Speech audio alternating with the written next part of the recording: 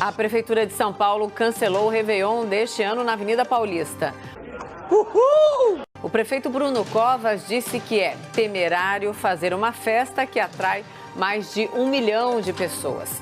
O tema de hoje é: a Prefeitura deve cancelar todas as festas populares até a vacina contra a Covid-19 estar disponível? Faz tempo. Faz tempo, né? Ué.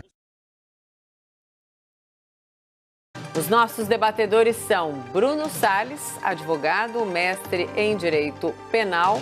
Boa noite, Bruno. Boa noite, Mona Lisa.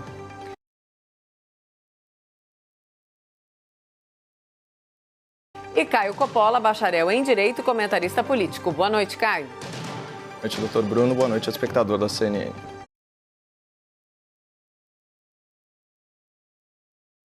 Começamos com você, Caio. Suas primeiras considerações, então, por favor. Bom, no caso de uma doença altamente infectante, como a Covid-19, a ideia sempre é evitar situações de contágio, né? Mais pessoas contaminadas por uma doença sem vacina nem cura significa, objetivamente, mais óbitos. Né? Como foi citado no enunciado, a tradicional festa de Réveillon da Avenida Paulista é um evento que reúne mais de 1 milhão de pessoas, ou seja, é indiscutivelmente uma aglomeração, né, que potencializa a transmissão do vírus. Portanto, a reação intuitiva seria mesmo suspender a celebração da passagem do ano. Mas o que se espera da prefeitura da maior e da mais rica cidade do país não é uma reação intuitiva, muito menos precipitada. É uma reação refletida, embasada, que aborde o problema de acordo com a sua natureza multidisciplinar, antecipando prováveis cenários. Então vamos começar considerando que o Réveillon é uma atração nacional, não apenas municipal. Afinal, pessoas de diversas localidades do país movimentam o turismo e a economia da capital paulista. Então, ao invés de nós utilizarmos aí os dados um pouco mais favoráveis da pandemia no estado e na cidade de São Paulo, vamos considerar os números do Brasil em bloco, tá? Bom, segundo os cálculos aqui da Imperial College, né, que é a fonte preferida dos quarentenistas da geladeira cheia, o país registra atualmente uma taxa de contágio de 1,03. Isso quer dizer que, em média, 100 pessoas infectadas contaminam outros 103 indivíduos. Qualquer taxa de contágio acima de 1 já é preocupante, porque significa que a pandemia está se alastrando. Mas esse índice de 1,03, além de estar aí bem próximo de 1, ele adquire um viés positivo quando a gente considera que em abril ele estava em 2. Ou seja, alguns meses, 100 pessoas contaminavam outras 200. E essas 200 contaminavam outras 400. Não é mais esse o ritmo, graças a Deus. Tanto que o diretor executivo da OMS, né, a Organização Mundial da Saúde, ele fez hoje as seguintes declarações sobre a situação da Covid-19 aqui no país. Abre aspas. O vírus não está dobrando na comunidade com a velocidade que ocorria antes. O aumento não é mais exponencial. Há um platô. Há uma oportunidade para o Brasil empurrar a doença para baixo para assumir o controle, para suprimir o vírus. Então, de fato, o momento parece ser bem auspicioso e esse raro lampejo de otimismo da OMS ele se justifica por 2 fatores. Primeiro, em menos de 100 dias, a taxa de contágio nacional foi reduzida de 2 para praticamente 1. Né? E segundo, embora não haja consenso entre os cientistas, há estudos apontando que a imunidade coletiva, ou tem gente que fala imunidade de rebanho, ela pode ser alcançada com menos da metade da população exposta ao vírus. Então, dados oficiais aqui do governo mostram que a Covid já atingiu 97,4% das cidades brasileiras. Isso são mais de 5.400 municípios. E aqui é preciso registrar que, infelizmente, em mais de 3.000 desses municípios, houve pelo menos um óbito pela nova doença. Mas mesmo com a pandemia se alastrando por todo o território nacional, 11 estados já registraram queda de casos por 3 semanas consecutivas. E só 9 estados, entre os 26 da federação, mais o Distrito Federal, contabilizaram um aumento de casos entre a 27ª e a 28ª semana epidemiológica. Então, esses são os números mais atualizados à nossa disposição. Mas vamos combinar que até o Réveillon, a gente tem mais de 160 dias. Será que até lá a taxa de transmissão do vírus não vai continuar a sua trajetória descendente para menos de um contágio a cada um infectado? Será que até lá a tal imunidade de rebanho não vai dificultar ainda mais novas ondas, novos surtos da Covid-19? E será que até lá a estrutura de saúde da rede hospitalar não vai estar ainda mais desenvolvida para atender, para tratar e para curar os pacientes? E vamos trazer para a realidade de grandes cidades, usando o exemplo aqui de São Paulo. Nós nunca tivemos um isolamento social efetivo que conseguisse se manter aí acima de 50%.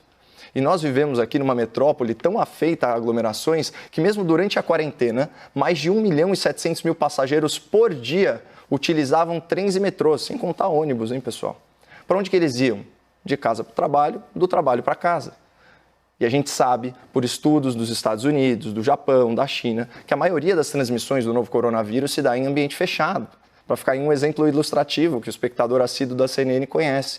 Em Nova York, durante o lockdown, entre 1.300 pacientes pesquisados, 90% foram infectados em casa ou em outro tipo de ambiente domiciliar. Portanto, as medidas draconianas, rigorosas, de isolamento social horizontal, elas não podem ser tratadas como dogmas, como tabus. Isso a ponto da gente não questionar e debater na arena pública. Especialmente considerando que quarentena e paralisação têm consequências econômicas graves. Cancelar o Réveillon, por exemplo, representa, segundo projeções de 2019 da própria Prefeitura de São Paulo, abrir mão de 600 milhões de reais em receitas movimentadas aqui na cidade. Porra!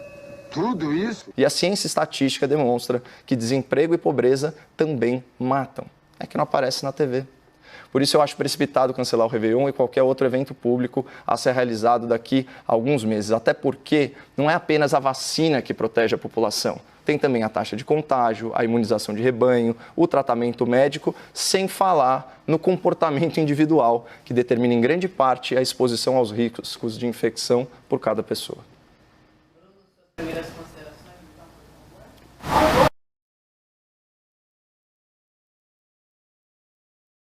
Boa noite a todas e todos. Boa noite, Caio. Olha, vamos lá.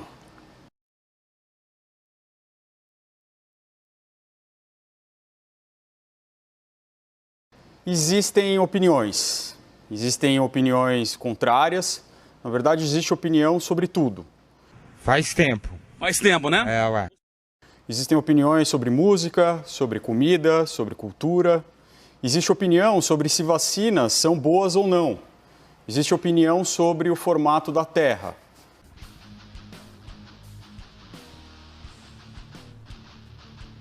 E no terreno da opinião, cada um é livre para acreditar no que quiser. Mas aí existe também a ciência. A ciência não é baseada em opinião. Aliás, no campo das ciências, tanto faz qual é a sua opinião.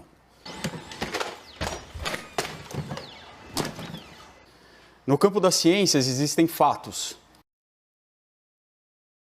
que observaram o comportamento da proliferação do novo coronavírus são unânimes. Desenvolvido pela Escola de Saúde Pública de Harvard, estima que para conter a pandemia, medidas de isolamento social deverão ser mantidas até pelo menos 2022. Vai fazer crossfit na praia! Esse mesmo estudo mostra salvará vidas. Caio, Mona Lisa, durante muito tempo eu andei de moto aqui em São Paulo. Durante esse tempo eu sofri algumas quedas, uma delas um pouco mais séria. Mas tem algo em comum em todas as quedas, é que elas aconteceram nos momentos em que eu estava mais confiante. Nos primeiros anos, quando eu comecei a andar, eu nunca sofri qualquer acidente. Eu ainda era um pouco inseguro na direção e por isso eu tomava todo o cuidado do mundo. Com o passar dos anos, eu fui ficando melhor, eu fui ficando mais otimista. E a melhora me deixou confiante. Foram nos momentos em que eu me sentia mais confiante que eu caí. E, de certa forma, o estudo da Escola de Saúde Pública de Harvard alerta para essa mesma realidade. A confiança de que refreamos a pandemia e de que podemos voltar a uma vida normal pode nos levar a uma queda. Não, nada a ver, irmão. Uma queda fatal para milhares de pessoas que não terão a mesma sorte que eu tive nos meus acidentes. A gente não pode correr esse risco. O resto é opinião. Caralho! E opinião pode me interessar, pode me divertir, mas não podem pautar as ações de gestores públicos. Por isso, na abertura, eu parabenizo ao prefeito Bruno Covas e a todos os gestores públicos que estão tomando a mesma direção. Vamos então ao debate. Bruno e Caio, por favor. Eu acho muito importante fazer uma distinção. Eu sou um grande entusiasta da ciência, né? Eu já falei aqui, inclusive, na abordagem científica multidisciplinar, né? Ou seja, não só considerar a opinião de epidemiologistas, virologistas, infectologistas, mas também de estatísticos, de economistas, enfim, todas essas ciências, né, que ajudam a sociedade a prosperar e cujas decisões, né, cujos estudos têm impacto não apenas na parte econômica, mas também no custo em vidas humanas, né? Afinal de contas, também há uma série de pesquisas sérias e trabalhos científicos mostrando que, correlacionando, aliás, criando um nexo causal entre desemprego e aumento da mortalidade. Mas é muito importante, principalmente numa pandemia sem precedentes aí na história da humanidade, em que tudo é muito novo, a gente fazer uma diferenciação, né, entre o que é ciência, né, o que é uma verdade científica, como, por exemplo, né, para usar um exemplo que vocês adoram, que a Terra é redonda, né, ou esférica, vai para ser mais próprio, isso é uma verdade científica, de uma evidência científica. É uma coisa muito distinta. Um estudo não cria uma verdade científica, principalmente porque esse método ao qual você bem se referiu, doutor, dificilmente ele consegue ser realizado, né, com a devida cautela, né, no devido tempo, numa situação emergencial. Você consegue fazer alguns estudos observacionais, você consegue fazer algumas correlações, mas também, né, o pessoal que aí se debruça sobre estatística sabe que você consegue torturar um número até ele confessar o que você bem entende. E você tem um viés de confirmação, isso inclusive da parte da produção, né, acadêmica, da produção científica, inclusive buscando fundos, né, onde quer que eles existam, sempre no sentido de confirmar uma tese já pré-concebida. Então a gente tem que tomar muito cuidado quando a gente fala de ciência, porque assim, há estudos, mas como foi demonstrado, inclusive num episódio recente aqui do debate, a gente não pode considerar sério um estudo, por exemplo, que imputa ao presidente da República a responsabilidade exclusiva por 7 mil mortes. Isso daí não faz sentido, isso não é uma verdade científica. Seria, no máximo, uma evidência, nesse caso, claramente, é simplesmente uma politização de estatística. E uma coisa que é fascinante na ciência é que ela pode ser contrariada, ela deve ser contrariada, e, eventualmente, uma evidência é descartada. Acertou, miserável! As próprias leis de Newton foram superadas com as teorias de Einstein.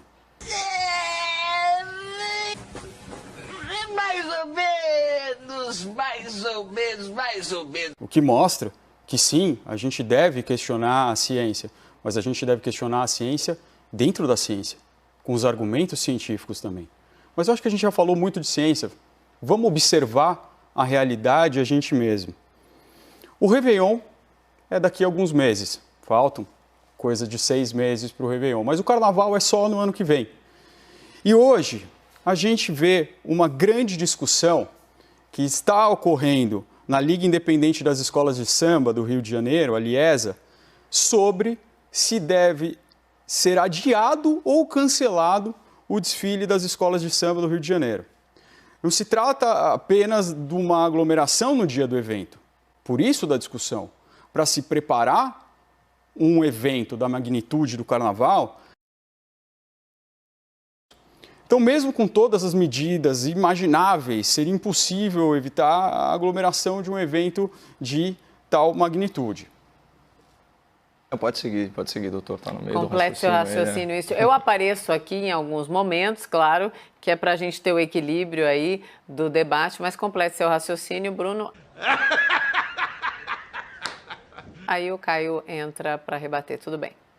E essa é a razão pela qual, então, eu digo que a decisão é acertada, ela não é precipitada. O evento pode ser em 31 de dezembro, mas toda a preparação do evento leva muito tempo. E essa preparação também coloca em risco uma miríade de pessoas incontáveis. Você mencionou aí o Carnaval, né? Bom, eu procuro ser sempre muito coerente aí nos meus argumentos, tanto quando eu fiz a crítica, né, sobre a autorização para manutenção do calendário do Carnaval, vamos lembrar o seguinte, tá? A lei nacional da pandemia, ela remonta aí ao comecinho de fevereiro. Né? Então, foi uma lei aprovada no Congresso Nacional, sancionada pelo presidente da República, se não me engano, 6 de fevereiro. Tá? O primeiro caso do novo coronavírus confirmado no Brasil foi dia 25 ou dia 26 de fevereiro, bate com o calendário, porque o calendário oficial do Carnaval ele se estendeu até 1º de março. Mas antes disso, né, já sabendo de uma crise aí, mundial de saúde pública, que ainda não tinha o nome de pandemia, mas teve o caso que foi emblemático, né, daquele cruzeiro aportado no Japão e que já mostrava, né, a alta taxa infectante do novo coronavírus. Então, diante de todas essas informações, né, e diante do que estava acontecendo, principalmente nos países mais afetados na Europa, né, então Itália, Espanha e assim por diante, as autoridades paulistas, as autoridades nacionais em geral, não interromperam o carnaval. É interessante observar que, apesar disso, o primeiro óbito por Covid-19, ele se deu apenas no dia 16 de março, certo? Então, se você observar entre o primeiro caso e a data do calendário do carnaval, o primeiro óbito ele vai se dar depois das 2 semanas, ou seja, teoricamente já haveria tempo, né, para a doença ela se desenvolver e ela causar o óbito do paciente. Então parece que não existe uma correlação direta. E também, por ensejo daquelas manifestações, né, nos Estados Unidos, do Black Lives Matter, alguns estudos, né, foram feitos, de novo, não são verdades científicas, mas são algumas evidências, foram feitas mostrando que não houve um aumento, né, um pico de contágio por causa daquelas aglomerações. Então, o que parece bem claro é que ao ar livre, o contágio ele é infinitamente mais difícil do que em ambiente domiciliar, inclusive no contexto de carnaval, né, que obviamente tem aí uma troca de fluidos corporais muito mais intensa do que uma manifestação política. Mas mesmo assim, o ponto aqui é o seguinte, esse mesmo discurso, certo, que liberou o carnaval naquela época, né, por uma questão de coerência, poderia muito bem liberar o Réveillon agora, principalmente com todos esses índices aí na descendência. Mas eu posso explorar isso no próximo argumento. Acho que o principal argumento em relação a liberar ou não eventos em massa, principalmente os organizados pelo poder público, é o impacto financeiro. E, de fato, segundo a revista Exame, o impacto financeiro para 2019 do Réveillon em São Paulo seria na casa de 600 milhões de reais. É claro que é uma quantia expressiva, mas perto do valor. E a gente não pode sacrificar nenhuma dessas árvores.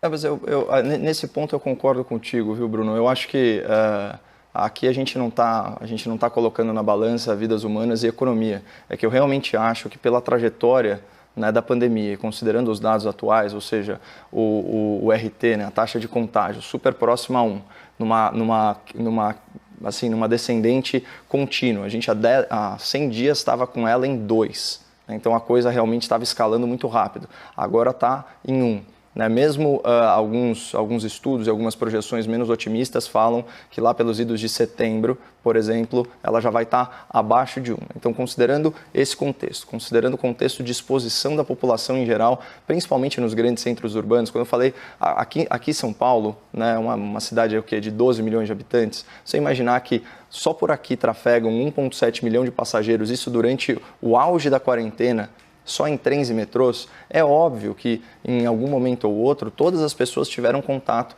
com esse vírus. A gente vive um microcosmo disso até nas empresas. Né? Empresas de atividades essenciais, ainda que tomando todos os cuidados de distanciamento social, a gente percebe que o número de novos infectados ele vai reduzindo.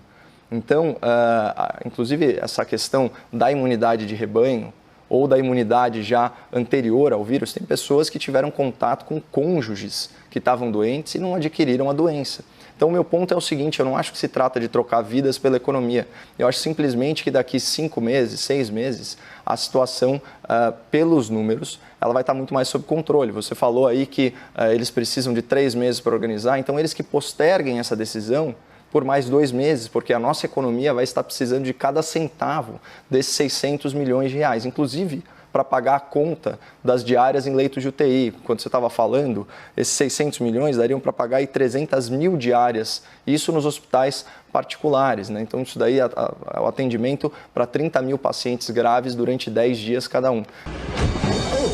Então você percebe que assim, é bastante dinheiro e não dá para a gente falar necessariamente que ele estará salvando vidas, porque a gente não sabe como que vai estar a taxa de contágio, a imunização de rebanho e o tratamento. A gente vê que alguns grupos estão com tratamento precoce muito efetivo, né? Há hospitais particulares sendo desativados, você tem respiradores que estão aí vagos, não estão sendo utilizados, e as taxas de ocupação nos locais em que os números estão decrescentes, eles estão completamente sob controle. É o caso, inclusive, de São Paulo, que está com 2/3 só dos leitos ocupados.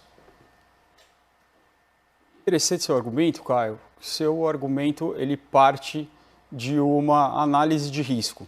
Ele parte de uma análise do futuro. Ora, eu não sei como estará no futuro. O grande problema é que quando a gente vai avaliar um risco, a gente vai avaliar uma situação futura com base no que a gente tem agora. A gente não pode avaliar o que vai acontecer lá na frente. Mas o grande problema aqui é que a gente tem consequência muito grande, que é um alastramento ainda maior de um novo pico dessa pandemia. E isso é um risco que, novamente, eu digo, nós não podemos aceitar. Naturalmente, né? A análise de risco, ela sempre diz respeito a uma situação hipotética no futuro, mas tomando por base o presente. Não apenas o presente, mas a curva, né, dos dados, né, ao longo do tempo, né, não apenas a fotografia do momento atual. A fotografia, se você pegar um dia, ela assusta, né? A quantidade de óbitos por dia, esse tipo de coisa. Mas quando você vê que a gente saiu, tanto do ponto de vista do Estado de São Paulo, da cidade de São Paulo, e até do Brasil, aí, pegando na média, eu não gosto de analisar essas coisas em bloco, mas enfim, a gente está, como nas palavras aí da própria OMS, num platô, né? E, de novo, eu vou insistir nesse argumento, né? Se o prefeito alega que ele precisa de 90 dias para fazer toda a preparação, não tem cabimento ele se antecipar aos fatos. Até porque, como você deixou aí mais ou menos implícito na sua fala, doutor, o futuro a Deus pertence. Então, vamos aguardar aí a trajetória dos números nos próximos 2 meses para tomar uma decisão cujo impacto é de 600 milhões de reais. Né? Quando a prudência era, vamos dizer assim, praticamente mandatória, né, que foi no caso do Carnaval, por uma questão, não sei, de populismo que foi, eles não interromperam as celebrações. Ali sim, havia todas as justificativas do mundo, né, para parar a festa. Ali sim havia todas as justificativas, porque foi um problema que veio com spoiler, né? A gente sabia que, como não houve banimento de linhas aéreas, que as pessoas que vinham de Wuhan, outros grandes centros de moda, principalmente de Milão, principalmente de Madrid, Nova York, que essas pessoas estavam em São Paulo, né? E mesmo assim as autoridades aqui correram esse risco, né? E, assim, graças a Deus, o contágio, não sei se é ao ar livre, não sei qual fenômeno que aconteceu, mas a coisa não começou a crescer exponencialmente, pelo menos não a partir daquele momento. Os indícios são desses. Depois outras pesquisas mostraram, imagina, tem um estudo da China que falou que de 7 mil casos analisados, só o contágio se deu ao ar livre. Então, é disso que a gente está falando. Então, tem essa questão do ar livre e da sugestão que esses estudos, das evidências que esses estudos apontam. Isso é a primeira coisa. E a outra coisa é assim, se os números continuarem na descendente, e continuarem na descendente por mais tempo, a tendência é inversa. Cada vez que uma pessoa contagiar menos de uma, você tem uma razão inversa. E considerando que a pandemia já atingiu praticamente todos os municípios do Brasil, a gente está numa situação, como pontuou a OMS, que é uma oportunidade mesmo para a contenção desse vírus. E eu acho que se não existisse esse fenômeno que a gente está tratando aqui da imunidade de rebanho, as taxas de contaminação elas continuariam crescendo. E elas estão diminuindo, certamente não é por causa do lockdown, como ficou muito claro em locais que fizeram um isolamento social bastante rigoroso, e o que eles conseguiram apurar é que mesmo assim havia o contágio, né, dentro das casas. No máximo eles conseguem argumentar que houve um achatamento da curva, e ainda assim isso é um argumento duvidoso. Vamos então para os argumentos finais. Começamos com você, Bruno, por favor. Bom, eu me lembro de fevereiro. Fevereiro parece que aconteceu há uns 10 anos atrás, mas eu me lembro bem. Em fevereiro, a gente ainda não tinha a dimensão dessa pandemia, nem a nível mundial. Caio, seus argumentos finais, por favor. Eu vou voltar aí a atenção do espectador da CNN para a questão da verdade científica, mais uma vez. Ao longo aí dos meses, o espectador vai perceber que os números das projeções eles foram oscilando muito, né? Em dado momento, durante semanas, se repercutiu no Brasil a informação de que, com a taxa de isolamento social aí equivalente a 50%, certo? Que à época era associada ao isolamento social vertical, mas foi o que aconteceu na prática no Brasil com o isolamento social horizontal. Então, essa taxa de isolamento de 50% produziria aí algo na ordem de 526 ou 529 mil óbitos. Isso não se verificou. Então, de novo, um estudo científico, né, tomado como uma verdade científica. Sobre o isolamento social, com os dados de Nova York que chocaram, inclusive, o governador, né, do epicentro da pandemia no Ocidente, a gente percebeu o quê? Que todas as questões derivadas de doutrinas e dogmas relacionados a isolamento social, eles não têm valor científico, não têm valor científico absoluto. Né, eles representam uma corrente majoritária, mas não necessariamente a realidade dos fatos, como se verificou em várias outras localidades. Por outro lado, né, há uma correspondência clara, né, entre queda na economia, entre empobrecimento da população e mortalidade e perda de qualidade de vida. Então, queria só chamar a atenção para que o espectador pesquise aí as relações entre desemprego e aumento de mortalidade, entre pobreza, aumento de mortalidade infantil, e inclusive entre paralisação econômica e fome. Obrigada, então. Bruno, boa noite, bom fim de semana. Boa noite, Mona Lisa. Caio, obrigada, boa noite, bom fim de semana. Boa noite, excelente final de semana, Mona Lisa. Para todos, é isso. Chegou o fim de semana, parceiro Caio Junqueira. Finalmente. Ó, esse finalmente foi honesto. Irmão de ser besta, o certo é se dizer, se cria vergonha na sua cara, se toma um documento, se cria vergonha na sua cara e vai se procurar trabalhar. Mas quem não gosta da chegada do fim de semana, é isso. Só boa noite, então, ótimo fim de semana para